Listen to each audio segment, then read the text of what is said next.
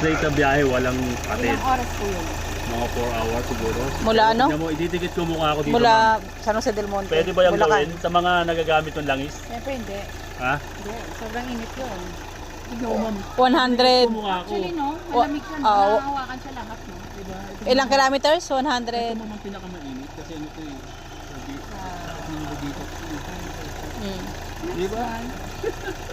Yan po yung... Sabay ganun. O, diba? Kasi sa lahat may mga car. Ibig ganyan sabihin, na, ito ang magandang gamitin ng mga car enthusiasts. Go, go, go. Diba? Kasi diba, Lahat kami magkakaroon ng car. lahat ng sinasabi natin sa sasakyan, ma'am. Lahat yan Pero tipid po nag-iinit. siya. Opo. Ha? Tipid siya. Opo.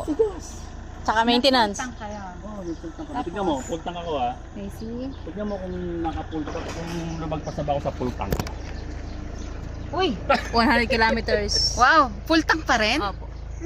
Hindi naman siguro full tank na yan, pero bawas na. Kaya lang, tignan mo dapat, ang laki na nabawas Baka na. 300. Kalahati dapat yun. Oo, at least. Oo, at least Nakita mo yung 1,000 pesos. Ano po yan? Mamaya po natin explain. Ay, excited ako. Mamaya natin explain po.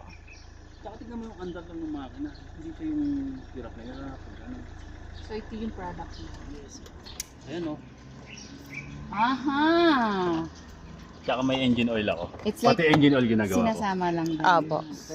Interesting siya. Eh, matagal na natin nag-usapan dito siya. Buti punta kayo ngayon. Eh, sabi ko nga sa kanya, sir, usap tayo.